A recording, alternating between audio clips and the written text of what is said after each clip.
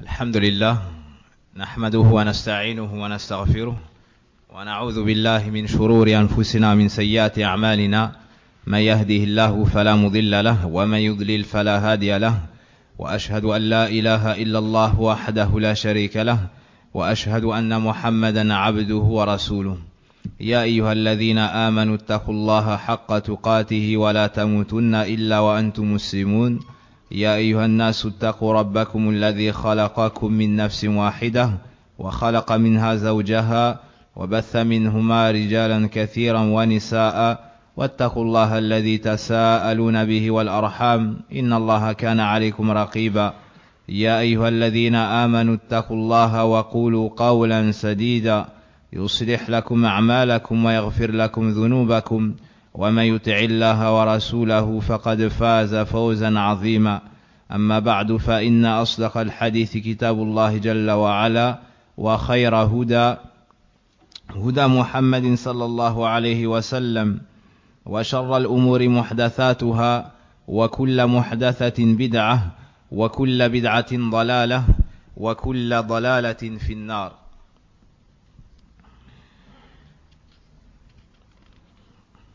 البارحة بدأنا في دراسة كتاب التوحيد الذي هو حق الله على العبيد لشيخ الإسلام والمسلمين محمد بن عبد الوهاب النجدي رحمه الله تعالى ورحم الله علماءنا جميعا. Hier, par la grâce d'Allah subhanahu wa ta'ala et son aide, nous avons commencé l'étude du livre Kitab al-Tawhid, le livre de l'unicité, du grand savant, le revivificateur Muhammad ibn Abdul Wahhab rahimahullahu ta'ala.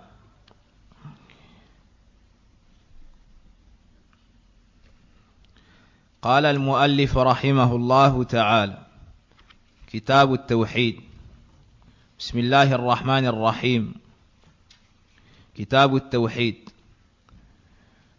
Donc l'auteur a appelé son livre Kitab al-Tawhid, le livre de l'unicité. Puis a cité la parole d'Allah tabaraka wa ta'ala. Wa qawlullahi ta'ala wa ma khalaqtul jinna wal insa illa liya'budun. Allah dit: je n'ai créé les djinns et les hommes que pour qu'ils m'adorent. À chaque fois qu'on dira Allah dit et on parlera en français, cela fera référence à une traduction approchée. Car la parole d'Allah Azza wa Jal par le Coran est bien évidemment en arabe. Donc à chaque fois que je dirai Allah dit, puis je citerai la traduction, c'est le sens rapproché, d'accord, la traduction du Coran. On peut dire Kitab al-Tawhid wa qawlullahi, ou bien Kitab al-Tawhid wa qawlillahi. Donc le mot qawl, on peut le mettre marfou' et on peut le mettre majrour. Wa qawlullahi ta'ala wa ma khalaqtul jinna wal insa illa liya'budun. Je n'ai créé les djinns et les hommes que pour qu'ils m'adorent.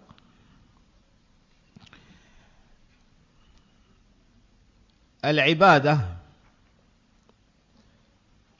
lughatan at-tadhallul wal-khudu' تقول طريق معبد. وشرعا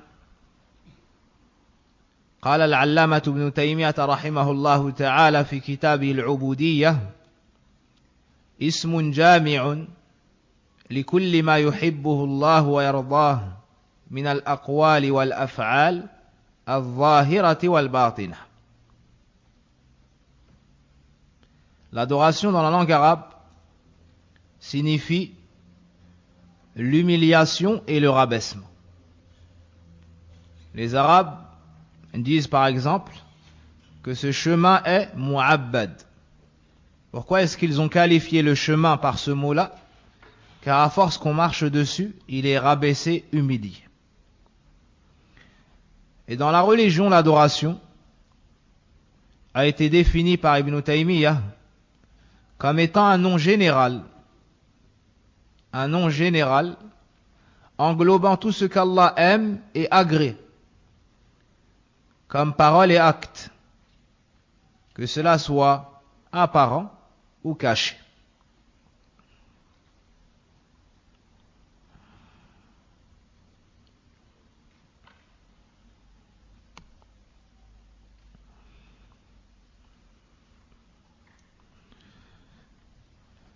المعنى الإجمالي يخبر الله تعالى عن الحكمة من الخلق من خلق الإنس والجن ما خلقهم إلا للعبادة. وهذه الآية فيها حصر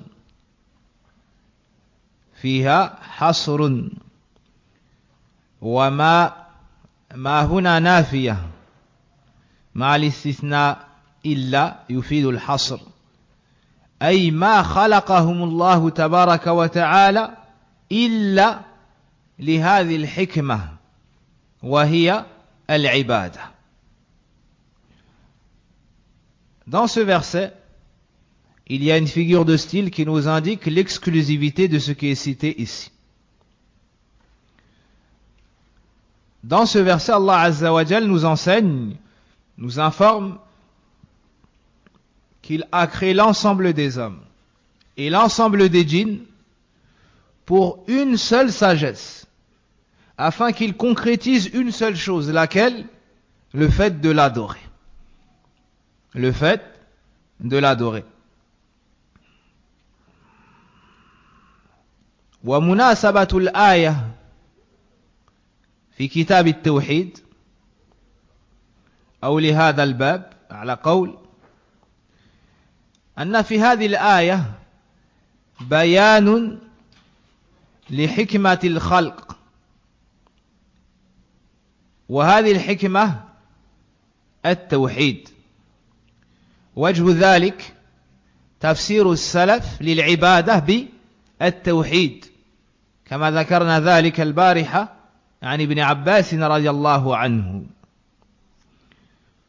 Pourquoi est-ce que l'auteur a cité ce verset dans son livre Kitab al-Tawhid? Car dans ce verset, Allah subhanahu wa ta'ala nous informe de la sagesse pour laquelle il nous a créés, qui n'est autre que concrétiser al-Tawhid. Illa liya'budun ay yuwahhidun. Et on a expliqué que le mot adoration ici a pour sens l'unicité.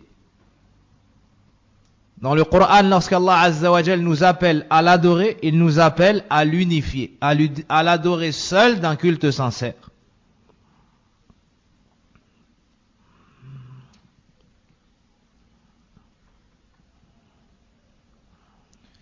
أيضا دلت الآية على وجوب التوحيد.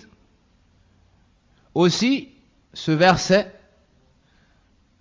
indique le caractère obligatoire de l'unicité d'Allah. C'est-à-dire que nous avons l'obligation d'unifier Allah, de l'adorer d'un culte sincère. D'où est-ce que nous avons tiré cela? Car Allah nous a créés que pour cela. Donc nous avons l'obligation de réaliser ce pourquoi nous avons été créés, donc l'adorer d'un culte sincère, ce qu'on appelle at-tawhid. Amma ma yustafadu min al-aya, ce qu'on tire du verset, les fawaid, bayanul hikmati min khalqil insi wal jinn. Premièrement, la sagesse pour laquelle l'ensemble des djinns et l'ensemble des humains ont été créés. Adorer Allah d'un culte sincère.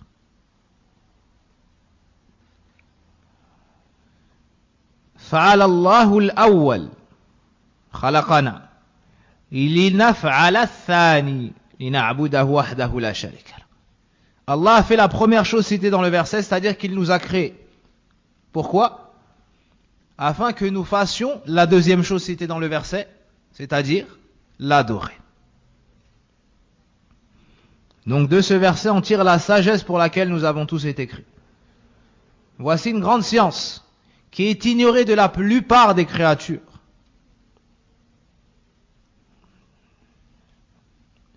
في هذه الآية وجوب إفراد الله بالعبادة.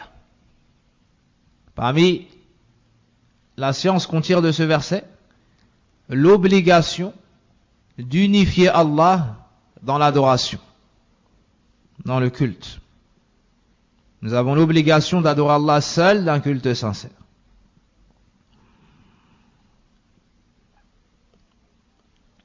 المستحق للعبادة هو الخالق وحده لا شريك له.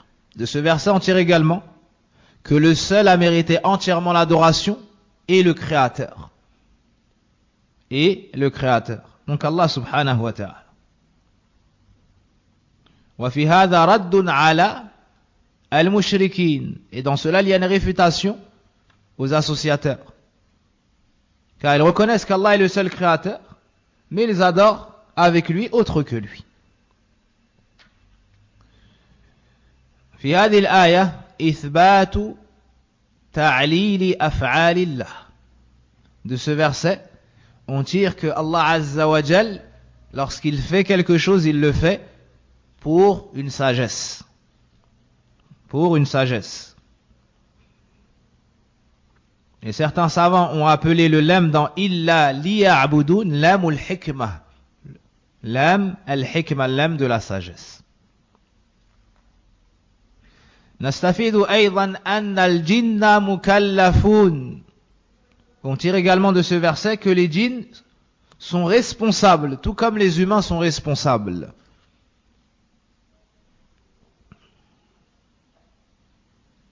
هم مكلفون بالجملة أو في الجملة باتفاق أهل العلم. Ils sont responsables et sur cela il n'y a pas de divergence. Ensuite, est-ce qu'ils ont les mêmes ordres et les mêmes interdits que nous? Dans cela, les savants ont divergé.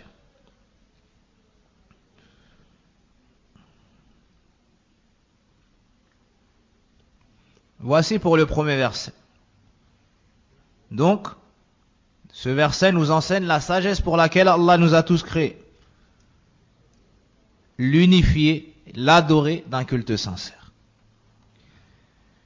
وقوله ولقد بعثنا في كل أمة رسولا أن اعبدوا الله واجتنبوا الطاغوت. Allah nous dit, et nous avons envoyé pour chaque communauté un messager pour leur dire adorez Allah et éloignez-vous du taghut. Adorez Allah et éloignez-vous du taghut. الأمة في كل أمة أمة. هذه اللفظة جاءت في القرآن ولها عدة معاني. Le mot umma est cité dans le Coran et a plusieurs sens dans le Coran. A plusieurs sens dans le Coran.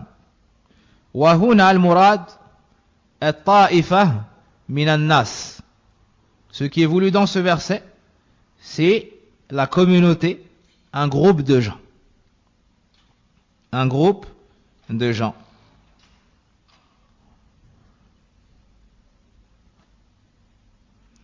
والقرن أو الجيل. ولقد بعثنا في كل أمة أي طائفة من الناس والقرن أو الجيل رسولا أن اعبدوا الله واجتنبوا الطاغوت. اجتنبوا أي اتركوا وابتعدوا. اجتنبوا الطاغوت, c'est-à-dire délaisser الطاغوت et s'en éloigner. Et ici on a cité le mot s'éloigner car c'est plus fort que le fait de délaisser. Dans le fait de t'éloigner, tu délaisses et tu fais encore plus. فهو أبلغ من الترك. Donc tu ne fais pas, tu ne commets pas cette chose-là, et en plus de cela, tu t'éloignes des causes et des chemins y menant. والطاغوت لغة من الطغيان مجاوزة الحد.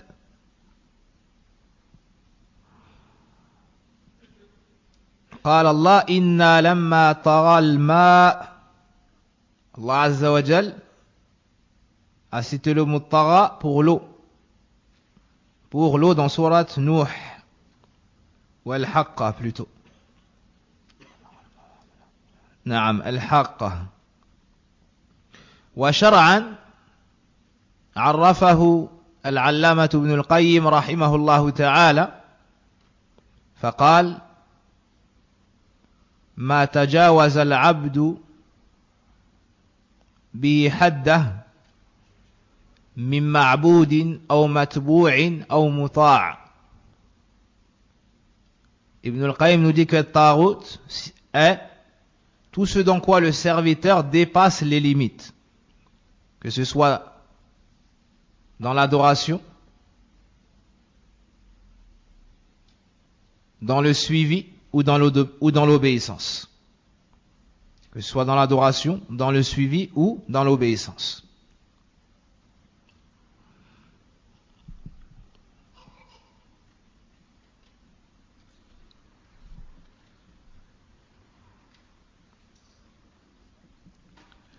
المعنى الإجمالي يخبر الله سبحانه وتعالى أنه أرسل في كل أو إلى كل طائفة من الناس رسولا يدعوهم إلى إفراد الله بالعبادة وترك الشرك. Dans ce verset, donc le sens général du verset, est qu'ici Allah nous informe qu'il a envoyé dans chaque communauté un messager afin d'appeler son peuple et de leur dire Allah vous ordonne de l'adorer seul d'un culte sincère et de délaisser toute forme de polythéisme. Donc depuis Nuh alayhi salam jusqu'au prophète Mohammed sallallahu alayhi wa sallam, les prophètes se sont succédés et se sont rendus dans leur communauté pour dire aux gens adorez Allah et éloignez-vous de tout ce qui est adoré en dehors de lui. En d'autres termes, unifiez-le d'un culte sincère. Et ceci est التوحيد. إذن مناسبة الآية للباب أو للكتاب بعد أن بين بالآية السابقة الحكمة من خلق الإنس والجن ذكر المؤلف هذه الآية لأنها تدل على أن الحكمة من إرسال الرسل جميعهم دعوة الناس إلى التوحيد. دعوة الناس إلى التوحيد. Donc, l'auteur a cité ce verset dans son livre, car dans ce verset, Allah Azza wa Jal nous enseigne que la sagesse de l'envoi de l'ensemble des messagers n'est autre qu'appeler les gens au tawhid. Donc dans le premier verset, on nous a enseigné quoi? Qu'on a été créé pour le tawhid. Et dans le second verset, on nous enseigne que la sagesse de l'envoi de l'ensemble des messagers est d'appeler les gens à quoi? Au tawhid.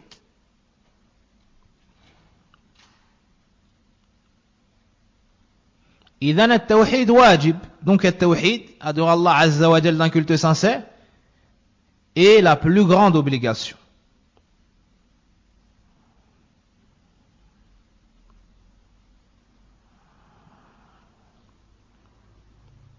Dans ce verset, il y a aussi l'explication du tawhid. Le tawhid se compose d'une partie négative et d'une partie affirmative. Ani abudullah, c'est la partie affirmative. Wajtanibu at-taghut, la partie négative. At-tawhid se concrétise avec ces deux parties. Une négation et une affirmation. La négation, c'est le fait de renier le droit à l'adoration pour tout autre que Allah. Et la partie affirmative, affirmer que le seul à mériter entièrement l'adoration est Allah.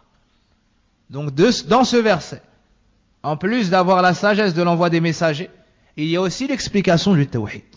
Voici pourquoi l'auteur a mis donc ce verset dans Kitab al-Tawhid.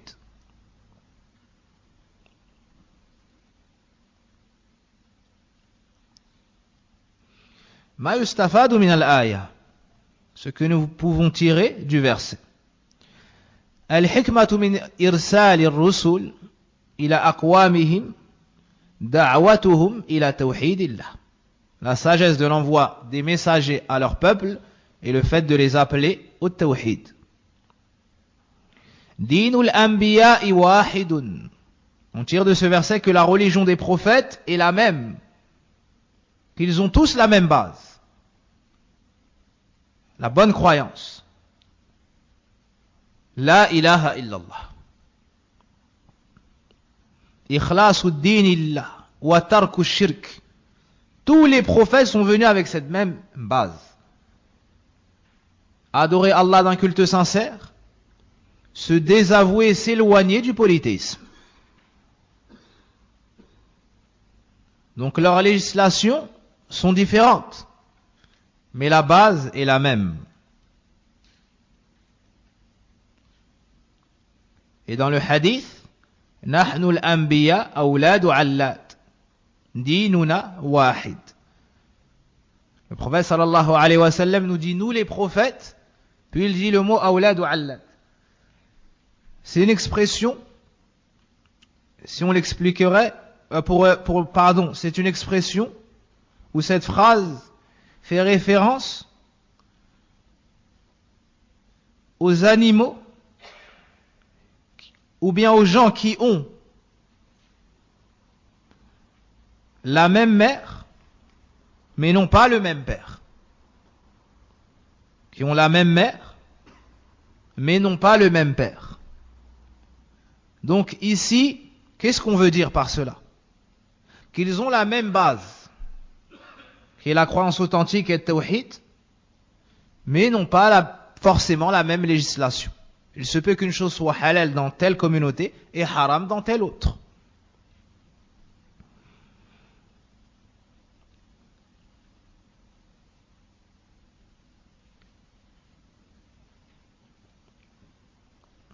Awladu allat, c'est plutôt avoir le même père et des mères différentes.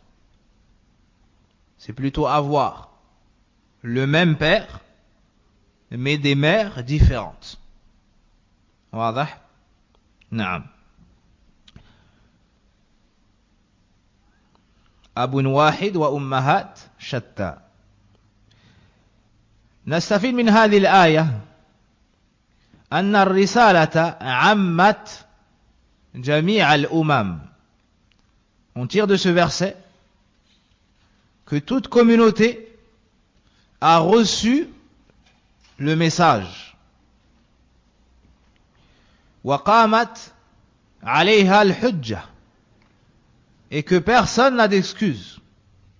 Personne ne pourra prétexter une excuse yawm al-qiyamah et dire que je ne savais pas. هذا في الجملة أو نعم في الجملة. Donc là, ceci est la base. Ceci est la base. Ensuite, une personne peut ignorer la religion ou des parties de la religion du fait qu'elle vive dans un endroit retiré. Ceci est une autre mas'ala. نستفيد في هذه الآية عظم شأن التوحيد. De ce verset, on tire la grandeur du tawhid, l'immensité du tawhid et la grande valeur du tawhid. Pourquoi? Car c'est la chose avec laquelle tous les messagers sont venus. Les messagers sont les meilleurs des gens et ils viennent avec la meilleure parole. Et ils ont comme parole commune at-tawhid.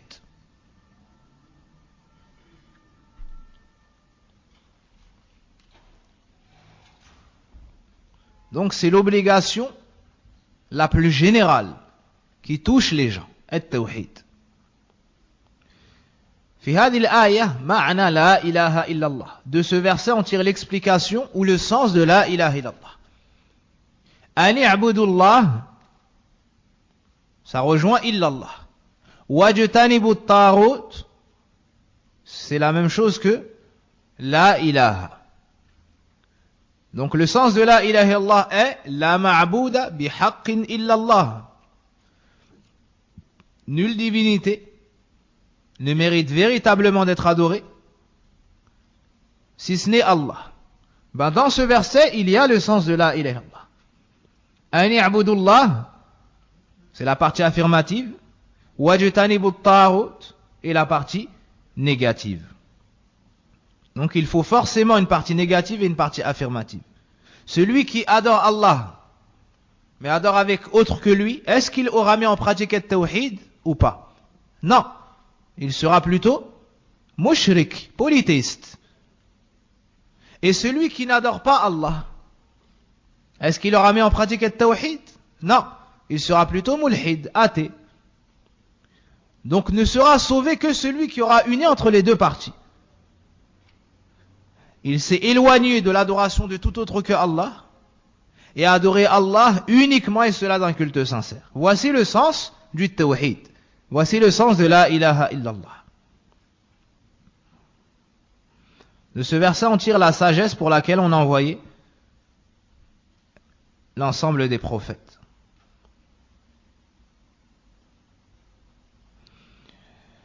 Et les savants ont cité les sagesses de l'envoi des prophètes. Premièrement, faire connaître Allah à ses serviteurs. At-tawhid, avec at-tawhid. Donc la première sagesse, c'est ce qu'on vient de citer. At-tawhid. Ils viennent voir leur peuple et leur enseignent qui est Allah. Et leur apprennent qu'ils doivent l'adorer uniquement et cela d'un culte sincère. La deuxième sagesse, iqamatul hujjah wa qat'u al-'udhr anhum. Deuxièmement, pour qu'il ne subsiste plus d'excuses dans les peuples, pour que personne ne puisse dire Yawm al-Qiyamah, je ne savais pas, le message ne m'est pas parvenu.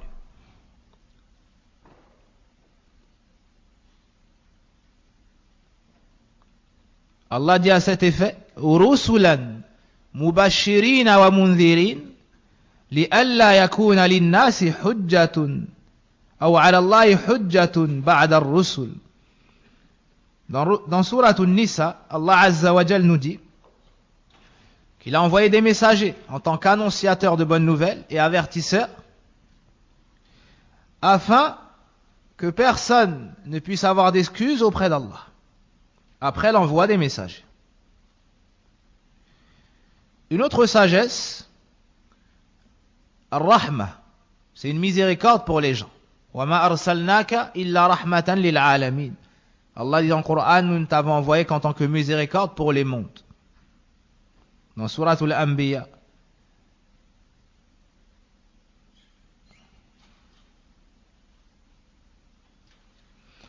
Et les prophètes nous enseignent le chemin qui mène à l'agrément d'Allah subhanahu wa ta'ala.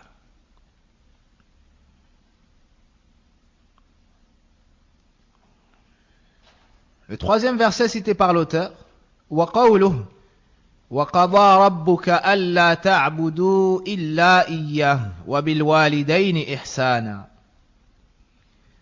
Allah dit, et ton Seigneur a décrété que vous n'adoriez que lui, ainsi que la bonté envers vos parents. Ainsi que la bonté envers vos parents. C'est-à-dire qu'Allah a aussi décrété que vous soyez bienfaisants envers vos parents. Qada ay amar wa wassa. Décrété, c'est-à-dire qu'il nous a ordonné. Nous a ordonné. والمراد بالقضاء هنا القضاء الشرعي لأن القضاء والأمر ينقسم إلى قسمين الشرعي والكوني. Ce qui est voulu par le décret dans ce verset, c'est le décret religieux et non pas le décret universel. Le décret universel englobe tout ce qui se réalise, tout ce qui a été décrété par Allah subhanahu wa ta'ala dans le destin. Allah peut aimer cette chose tout comme il peut ne pas aimer cette chose. Alors que le décret religieux comprend que ce qu'Allah aime. Le décret religieux comprend que ce qu'Allah aime. إذن القضاء الشرعي يستلزم المحبة لا الوقوع والقضاء الكوني يستلزم الوقوع لا المحبة. Donc pour bien distinguer les deux, retiens que le décret religieux est forcément aimé par Allah, mais ne se réalise pas forcément. Alors que le décret universel, le destin, se réalise forcément, mais n'est pas forcément aimé par Allah. Par exemple, Allah subhanahu wa ta'ala a décrété at-tawhid, a décrété la prière. De quel décret il s'agit? Naam, le décret religieux. Est-ce que tout le monde unifie Allah? Est-ce que tout le monde fait la salat? Non. Donc on ne peut pas dire que c'est le décret universel. Un autre exemple, les péchés. Est-ce que ça entre dans le décret religieux ou dans le décret universel? Le décret universel, pourquoi? Car Allah n'aime pas la désobéissance. Allah n'aime pas la désobéissance. وَقَضَى رَبُّكَ الرب هو الملك السيد المتصرف والذي ربى جميع العالمين بنعمه. الرب, le Seigneur, c'est le maître absolu, celui qui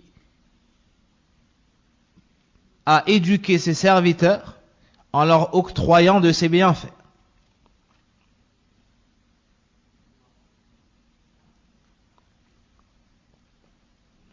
Donc dans ce verset, Allah subhanahu wa ta'ala nous enseigne qu'il a décrété religieusement et nous a ordonné qu'on n'adore que lui. Qu'on adore que lui. Tout comme il a décrété, ordonné qu'on soit bienfaisant envers nos parents. C'est-à-dire le père et la mère.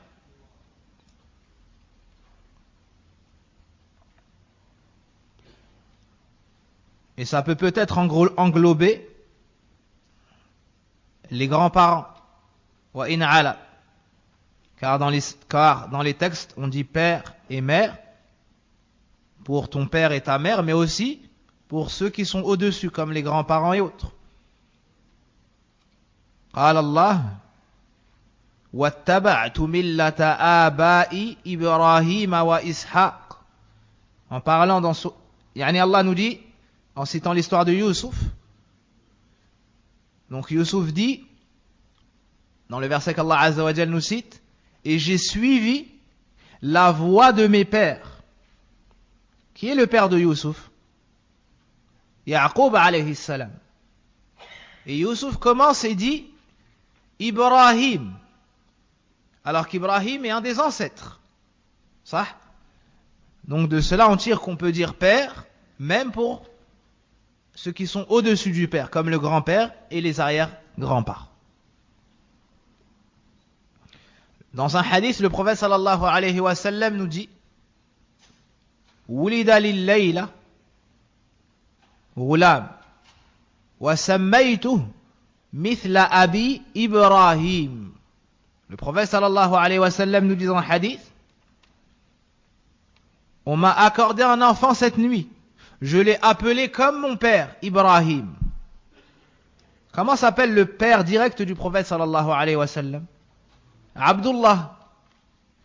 Mais dans la lignée du prophète sallallahu alayhi wa sallam, au-dessus d'Ismaïl, il y a qui?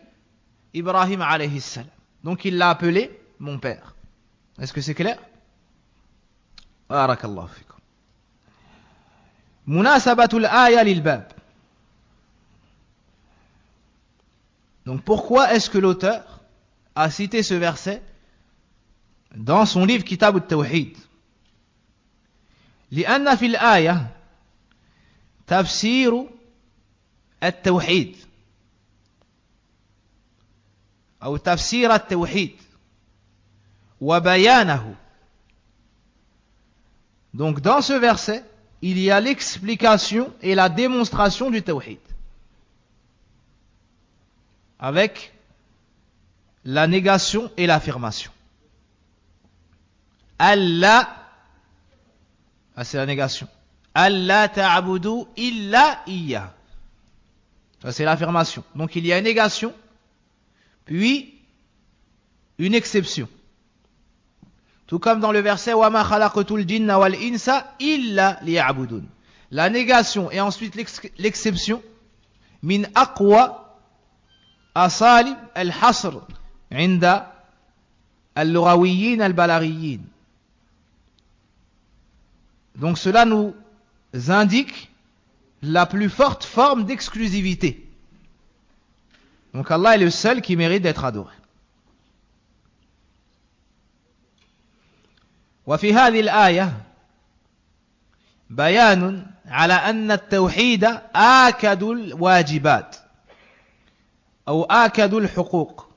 Dans ce verset, on tire également, ou il y a également une information très importante, qui est que le tawhid est le droit le plus important qu'Allah Azza wa Jal a sur nous, et l'obligation la plus forte. أوجب الواجبات وآكد الحقوق. لأن في هذه الآية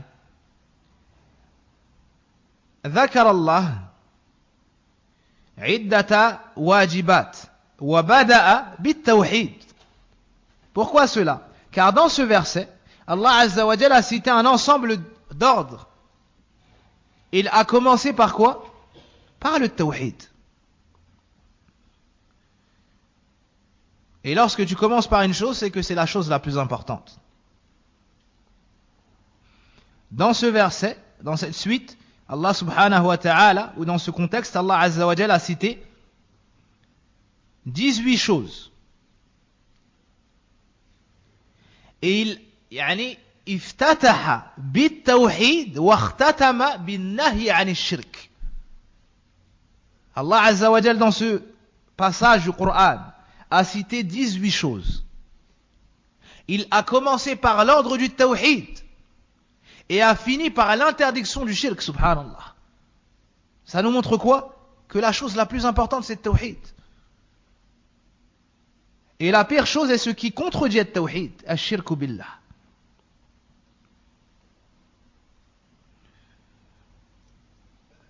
قال الله في نهاية ذلك ولا تجعل مع الله إلها آخر فتلقى في جهنم ملوما مدحورا. À la fin, Allah nous dit, et n'assigne pas à Allah des associés. ففي هذا نستفيد أن التوحيد أول الواجبات وأول الأوامر ومنتهاها. Donc de cela on tire que le tawhid est la première obligation et la dernière des obligations, le début du chemin et la fin de ce chemin. فالأمر كله راجع إلى التوحيد. Donc cette affaire, cette religion tout entière revient au tawhid, repose sur le tawhid, commence par le tawhid, finit par le tawhid.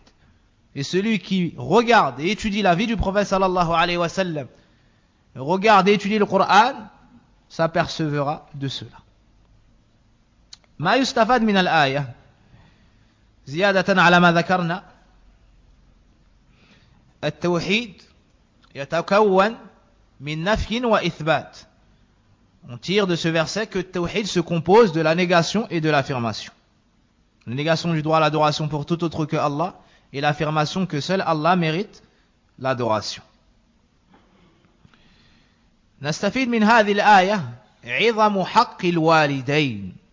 On tire de ce verset la grande importance du droit des parents, la valorisation des parents dans l'islam, du fait qu'Allah subhanahu wa ta'ala a cité à côté de l'ordre le plus important, l'ordre de la bienfaisance envers les parents. Et cela a été fait dans le Coran plusieurs fois. Cela a été fait dans le Coran plusieurs fois, c'est-à-dire de mettre à côté du droit d'Allah Azza wa Jal qui est Tawhid, le droit des parents. Donc, un des droits les plus importants duquel nous devons nous acquitter et auquel nous devons accorder la plus grande importance, le droit des parents et la bienfaisance envers les parents. Que tu sois doux envers eux et respectueux, que tu leur témoignes l'amour qu'ils méritent, que tu sois à leur service et que tu sois de bonne compagnie.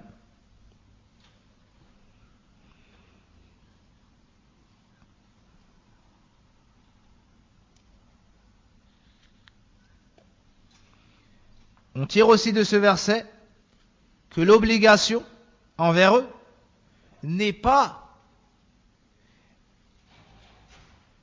de ne pas leur faire de mal. وَبِالْوَالِدَيْنِ إِحْسَانًا, mais d'être bienfaisant envers eux. C'est encore plus ce qui est demandé. Une autre faïda, quelle bienfaisance t'est demandée? Toute forme de bienfaisance. Pourquoi? Car le mot cité est indéterminé.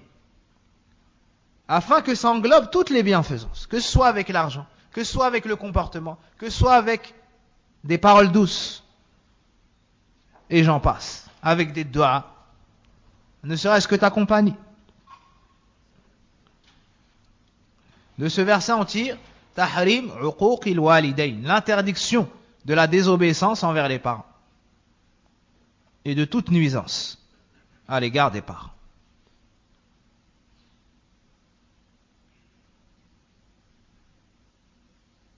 نسأل الله الإعانة والتوفيق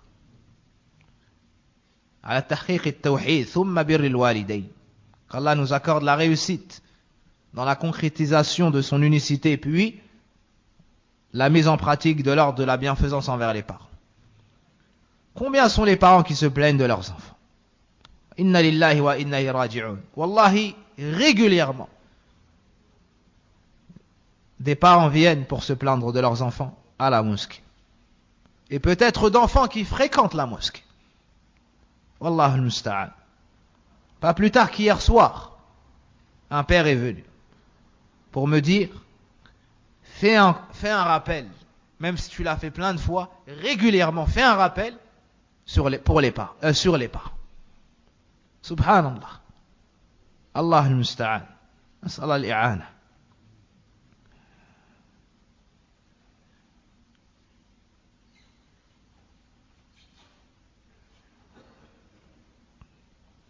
Dans ce verset,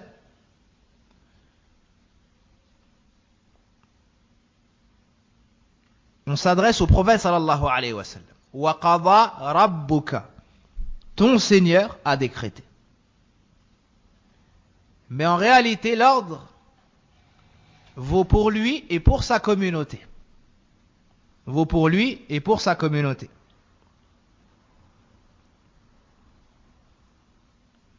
Et on s'est adressé à lui en premier lieu, car c'est le responsable et c'est le guide de cette communauté, comme l'a dit Ibn Uthaymin rahimahullahu ta'ala. On commence à s'adresser au prophète sallallahu alayhi wa sallam, puis on s'adresse à l'ensemble, pour celui qui fait attention et lit ces versets avec méditation.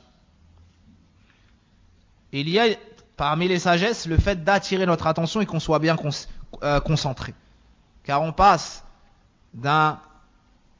d'une manière de parler à une autre, d'un uslub à un autre.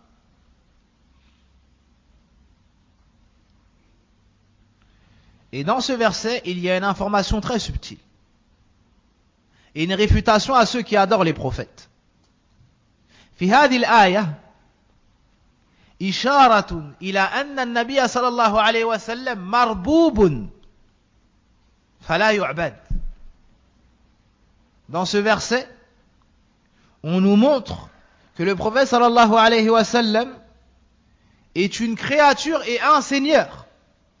Il n'est donc pas apte à recevoir l'adoration. Car celui qui mérite l'adoration est qui? Le créateur. Et Allah s'adresse à son prophète et il dit, sallallahu alayhi wa sallam, wa qada rabbuka, ton Seigneur. فسبحان الله ما أكثر الدلائل على التوحيد في كتاب الله عز وجل. Comme sont nombreuses les formes qui nous indiquent et les figures de style qui nous montrent dans le Coran qu'Allah Azza wa Jalla est seul à mériter entièrement toute l'adoration. Le verset suivant, وَقَوْلُهُ وَاعْبُدُوا اللَّهَ وَلَا تُشْرِكُوا بِهِ شَيْئًا. Allah dit, et adorez Allah et ne lui donnez aucun associé. Et adorez Allah et ne lui donnez aucun associé.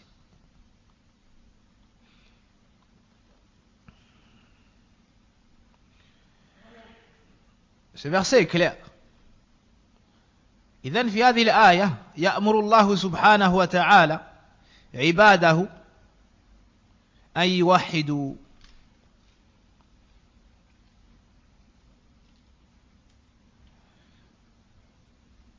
وينهاهم عن الشرك بجميع أنواعه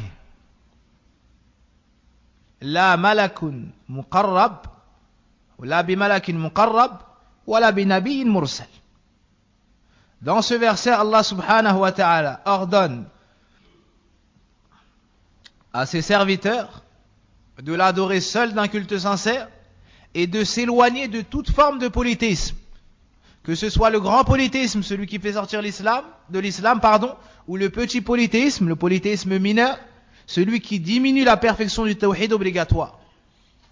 Allah nous interdit également le polythéisme, que ce soit en vouant une adoration, le culte, à un ange, ou à un prophète, ou à une pierre, ou à un arbre, et à toute chose.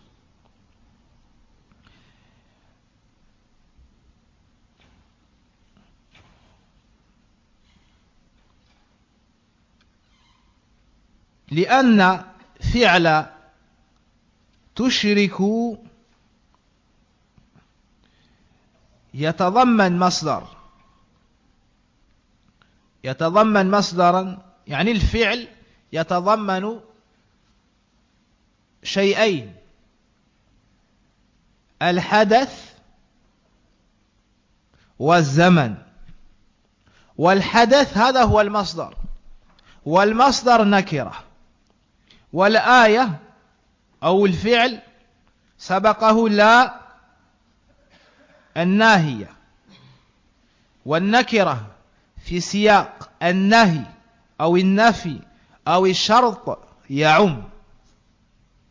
إذن في الآية نهي عن عموم الشرك كبيره وصغيره ثم شيئا نكر أيضا فيعم كل ما عبد من دون الله.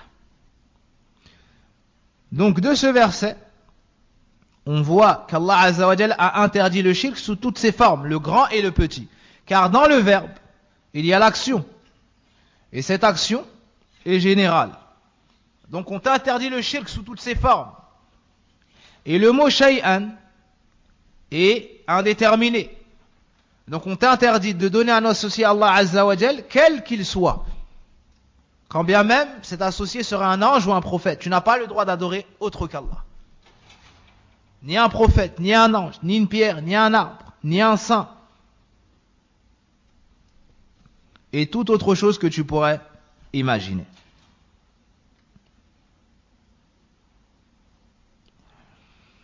مناسبة الآية للباب تفسير التوحيد وعظم الأمر بالتوحيد حيث بدأ الله به.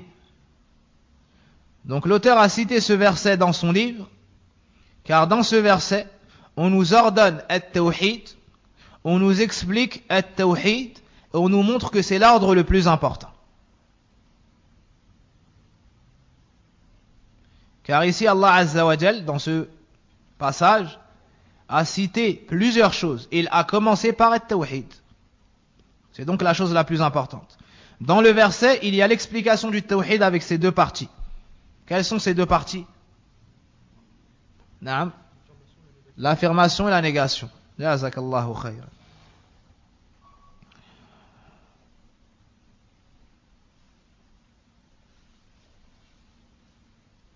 Et ce que nous avons dit pour le verset passé est valable pour ce verset.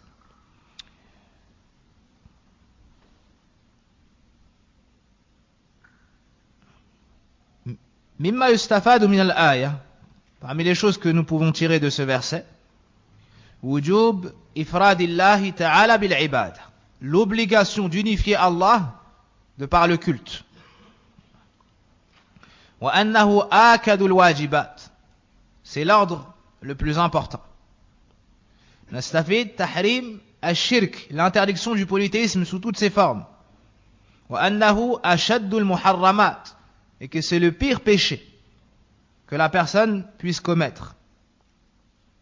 نستفيد في هذه الآية فائدة مهمة جدا. ما هي؟ أن اجتناب الشرك شرط في صحة العبادة والتوحيد. انتبه، اجتناب الشرك شرط في صحة التوحيد وقبول العبادة. Une grande information qu'on tire de ce verset. Sois attentif.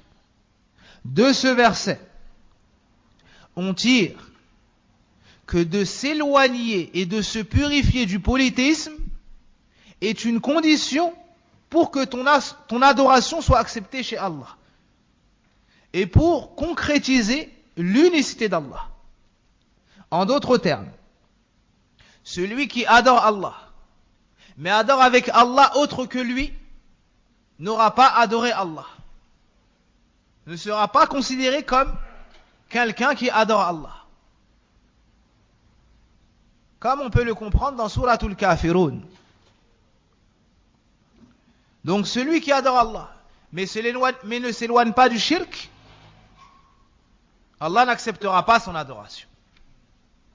Allah n'acceptera pas son adoration.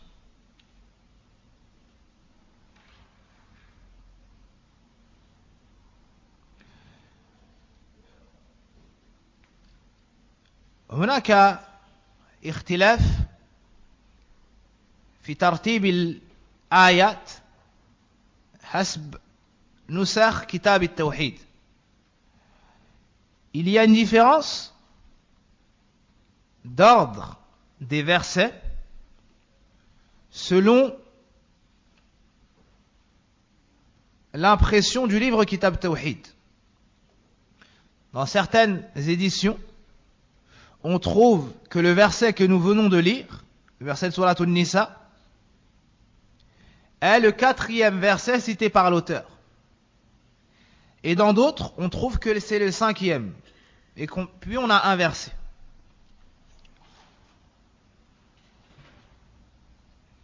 Wal amru sahl. Il n'y a pas de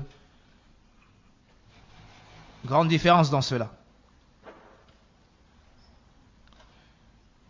Même si on pourrait comprendre en lisant dans les Masail que l'auteur avait mis l'autre ordre, pas celui que nous avons ici.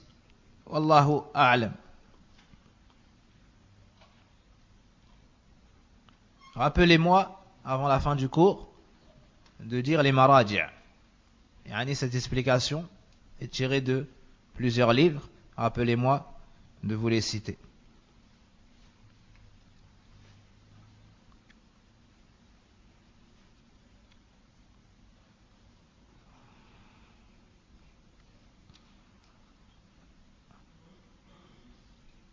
Le verset suivant. وقوله تعالى قل تعالوا أتل ما حرم ربكم عليكم ألا تشركوا به شيئا.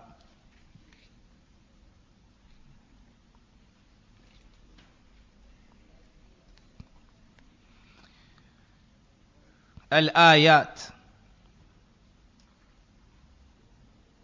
Dans le verset passé, il fallait dire à la fin Al-ayah. Allah dit, venez, je vais vous réciter ce que votre Seigneur vous a interdit. Ne lui associez rien et soyez bienfaisants envers vos pères et mères. إلى قوله تعالى وأن هذا صراطي مستقيما فاتبعوه ولا تتبعوا السبل. الآية. Jusqu'à sa parole, et voilà mon chemin dans toute sa rectitude, suivez-le donc.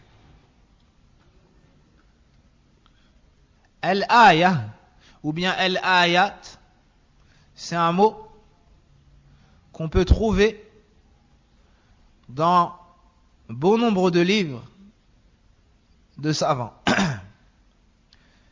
Al-ayata, ou il-ayati, ou il-ayati, c'est-à-dire, il a akhiril ayat. Il a akhiril ayati.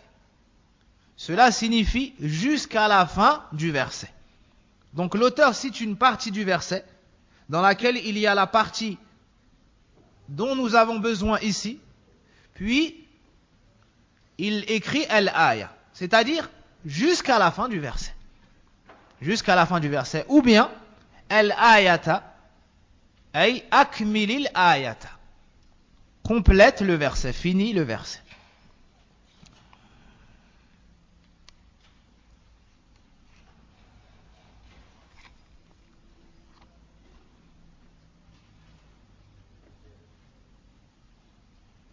Donc dans ce verset, Allah subhanahu wa ta'ala ordonne à son noble prophète Mohammed sallallahu alayhi wa sallam d'appeler les gens et ceux qui ont innové dans la religion d'Allah Azza wa Jal en vouant une adoration à autre que lui et en rendant licite certains bestiaux et illicites d'autres. Allah Azza wa Jal dit au prophète sallallahu alayhi wa sallam d'appeler ces gens et de leur dire venez, je vais moi vous enseigner ce qu'Allah Azza wa Jal a réellement interdit. Quelle est cette chose qu'Allah Azza wa Jal a réellement interdit? Ash-shirk. Ash-shirku billah.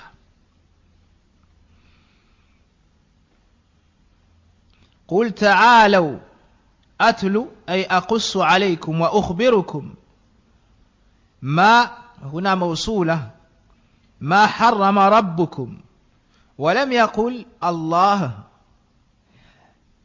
لأن الرب مناسب هنا إذ الرب له مطلق التصرف وله أن يأمر وينهى عباده ما حرم ربكم عليكم ألا تشركوا به شيئا نفي وإثبات هذا هو التوحيد.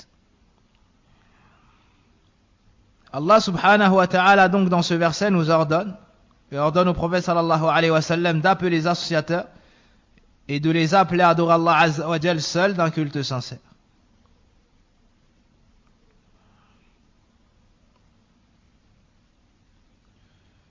Ce verset, ce passage contient 10 recommandations. 10 recommandations les unes après les autres. عشرة وصايا أو 10 وصايا.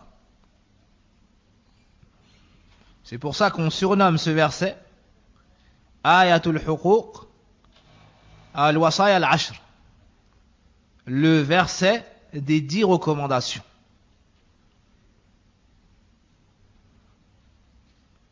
À ne pas confondre avec le verset des droits.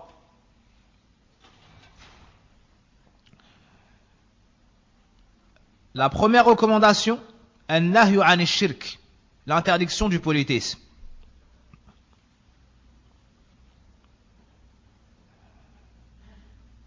La deuxième recommandation, al-ihsan ila al-walidayn, la bienfaisance envers les parents. La troisième recommandation, l'interdiction de tuer nos enfants. Min imlaq, de par la pauvreté. Ay khashiyatul faqr. لأن الله هو الرزاق, car Allah est le pourvoyeur. Et on voit ici qu'Allah Azza wa Jalla a commencé par le droit de la base, les parents, et a fait suivre cela par le droit de la branche, les enfants.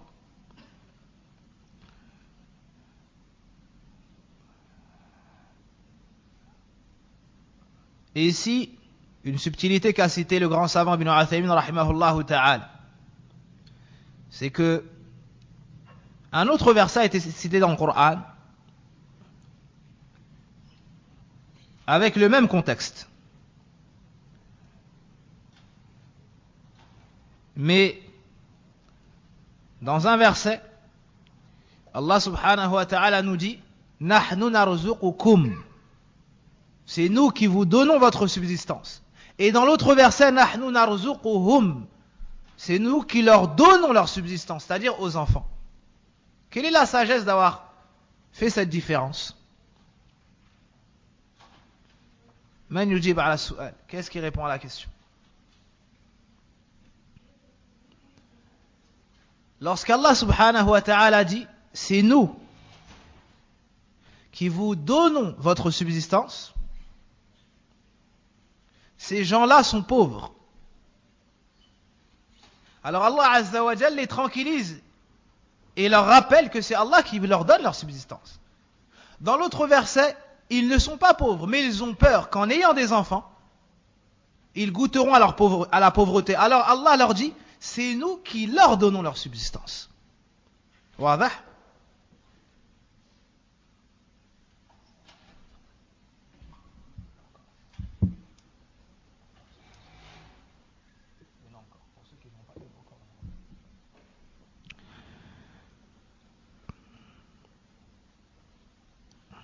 Pour ceux qui sont arrivés en cours, il y a des livres ici. Et c'est pas moi qu'il faut remercier, mais c'est ceux qui ont dépensé pour les livres. Des hommes, des femmes. Et si vous ne savez pas qui ils sont, Allah subhanahu wa ta'ala le sait. Et on demande à Allah Azza wa Jalla de leur accorder la plus grande récompense dans ce bas monde et dans l'au-delà. De leur permettre de concrétiser le tawhid et de leur accorder une descendance pieuse qui eux aussi concrétiseront le tawhid et qui seront des prêcheurs au tawhid.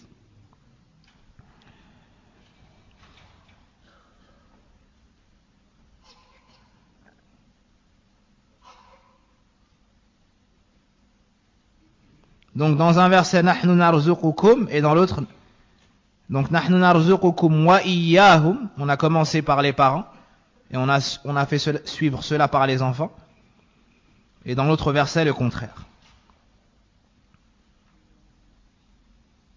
Donc la sagesse est que dans une des situations ils sont déjà pauvres et dans l'autre ils ont peur de la pauvreté de par les enfants qu'ils auront.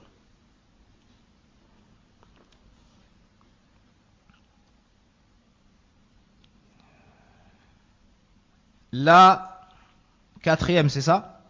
La quatrième recommandation. وَلَا تَقْرَبُوا الْفَوَاحِشِ مَا ظَهَرَ مِنْهَا وَمَا بَطَنَ. Ne vous approchez pas des turpitudes. مَا ظَهَرَ مِنْهَا أي الظاهرة وَمَا بَطَنَ أي الخفية. Donc qu'elles soient apparentes ou qu'elles soient cachées. Et Allah Azza wa Jalla nous ordonne, ou bien nous interdit de nous en approcher. Il ne nous a pas juste dit délaissez, mais éloignez-vous. Ne vous en approchez pas. C'est-à-dire que tu dois, en plus de ne pas commettre le péché, tu dois t'éloigner de toutes les causes pouvant mener à ce péché, afin d'être parfaitement préservé par la permission d'Allah subhanahu wa ta'ala.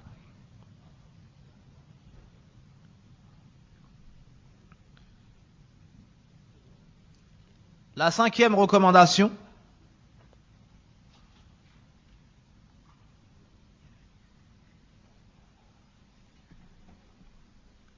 l'interdiction, c'est l'heure de l'adhan.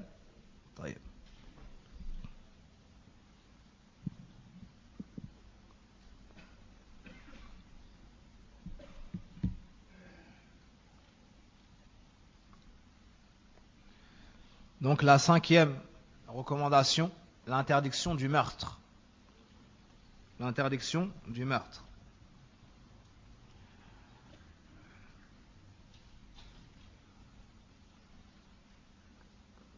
La 6e recommandation,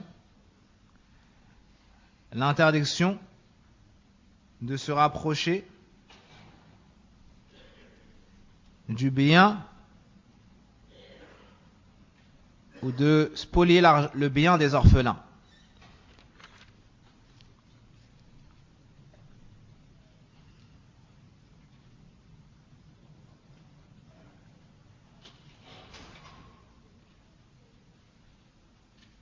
L'orphelin, c'est celui chez les fils d'Adam qui a perdu son père avant la puberté.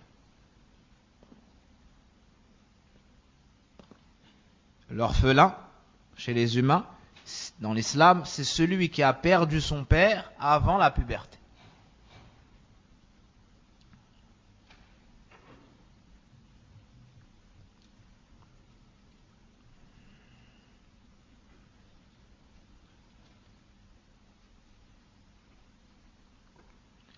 La 7e recommandation, donner la juste mesure et le bon poids. Donc ça, c'est dans le commerce. Donc, d'agir avec justice lorsqu'on prend et lorsqu'on donne, autant que possible. La 8e recommandation, إذا قلتم فاعدلوا ولو كان ذا قربى.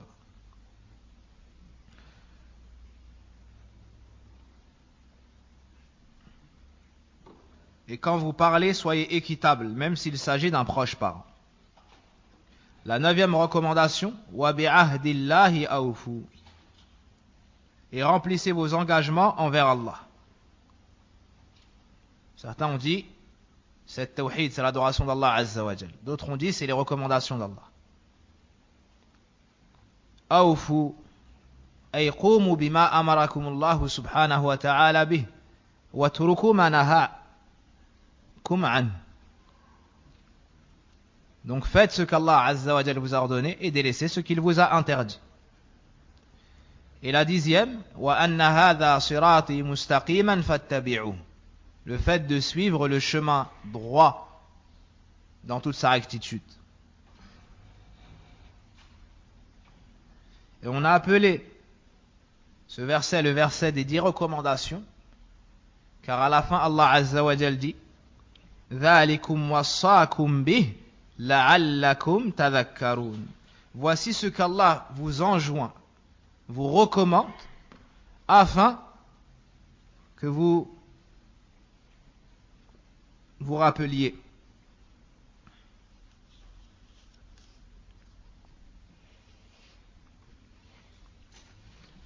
Je lis le passage.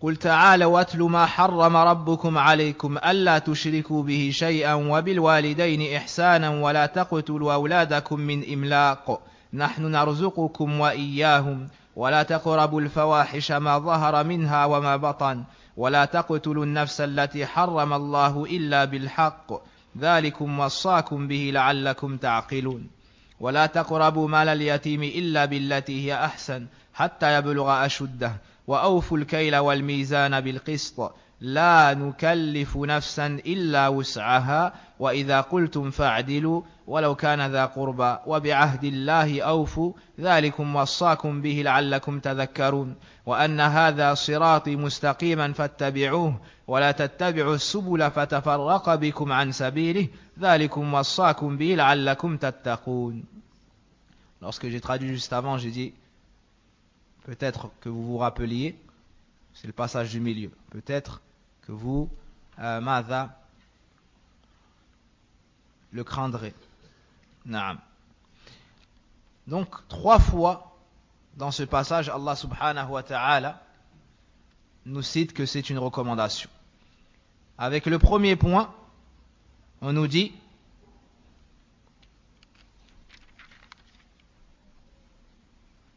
peut-être comprendrez-vous.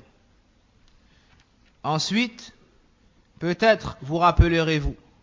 Ensuite, peut-être atteindrez-vous la piété. Car celui qui prend ces recommandations, qui les médite, il va se souvenir. Ou bien il va comprendre, il va se souvenir, il va s'en rappeler, et donc il pourra atteindre la piété. Et donc il pourra atteindre la piété. Voici les 10 recommandations d'Allah subhanahu wa ta'ala dans ce verset. Munasabatu al-aya lil-bab. Pourquoi est-ce que l'auteur a cité ce verset dans son livre? Car dans ce verset, on a cité 10 recommandations. Et la première recommandation est l'interdiction d'associer à Allah subhanahu wa ta'ala quoi que ce soit. Et cela entraîne forcément at-tawhid. Cela entraîne forcément at-tawhid. Car celui qui n'associe rien à Allah, mais qui n'adore pas Allah, ne sera pas sauvé, bien évidemment. Donc, l'explication est basée sur le livre de Cheikh Salih al-Fawzan, hafidhahullah ta'ala, l'explication de Kitab al-Tawhid, pas I'anatul Mustafid, al-Mulakhas, l'autre, donc le résumé. Deuxièmement, le Sharh d'Ibn Uthaymin, Qawl al-Mufid. Troisièmement, Al-Tamhid de Cheikh Salih al-Sheikh. Puis, l'explication de Cheikh Salih al-Sindi, c'est un cheikh de Médine, hafidhahullah ta'ala. Wa sallillahumma wa barik ala nabina Muhammad wa ala alihi wa sahbihi ajma'in. Allahumma allimna ma jahilna وانفعنا بما تعلمنا وزدنا علما اللهم اغفر لنا ذنوبنا وكفر عنا سيئاتنا وتوفنا مع الأبرار اللهم احينا على التوحيد اللهم احينا على التوحيد واختم لنا بالتوحيد والحمد لله الذي به تتم الصالحات سبحانك اللهم بحمدك أشهد أن لا إله إلا أنت أستغفرك وأتوب إليك.